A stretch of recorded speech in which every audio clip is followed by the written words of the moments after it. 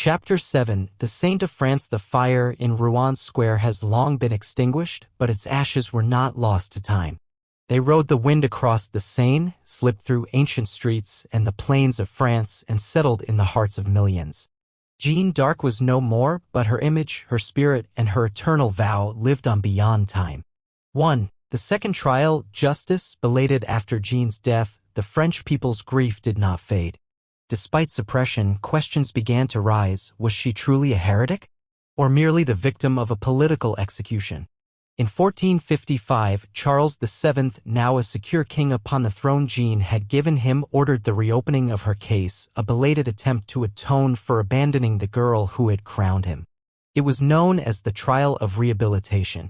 Witnesses were summoned from all corners: Father Massou, the parish priest of Domremy, jailers who had once guarded her, and townsfolk who had seen her fight.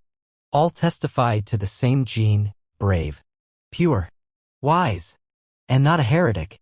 In 1456, Jeanne d'Arc was declared innocent. She was officially recognized as the victim of a political and ecclesiastical conspiracy. Her death sentence was revoked, her honor restored. But Jeanne could not be brought back. 2. From legend to reverence. In the centuries that followed, Jeanne became a symbol not only of France but of faith, hope, and patriotism. She passed from history into legend, from oral tales into poetry, theater, paintings, and later, cinema. In the 19th century, when France was torn by civil strife and social division, her name was once again invoked as a pillar of strength. Resistance leaders, patriotic writers, and everyday citizens looked to Jeanne as a spiritual banner. She was the Maid of Orléans in Voltaire's heroic epic, the flame of justice in Shakespeare's plays, the dream of France in Delacroix's paintings, and an immortal soul in the hearts of ordinary people. 3. Canonization. The daughter of God and of France. In 1909, Jeanne d'Arc was beatified by Pope Pius X. And in 1920, nearly 500 years after her martyrdom, she was canonized a saint by Pope Benedict XV. Now Jeanne d'Arc is Saint Joan, patron saint of France, alongside Saint Martin of Tours and Saint Therese of Lisieux. Churches, monuments, and festivals in her honor can be found across the country, from Reims to Paris, from Orléans to Domremy, her birthplace, where people still whisper the old prophecy: there will come a maiden from Domremy, who will bring glory to France. 4. Legacy. A fire passed down. Jeanne d'Arc is more than a saint. She's a symbol of faith when no one else believes, of courage in the face of overwhelming odds, and of hope in the darkest hour. To women, she is a witness to strength beyond limits.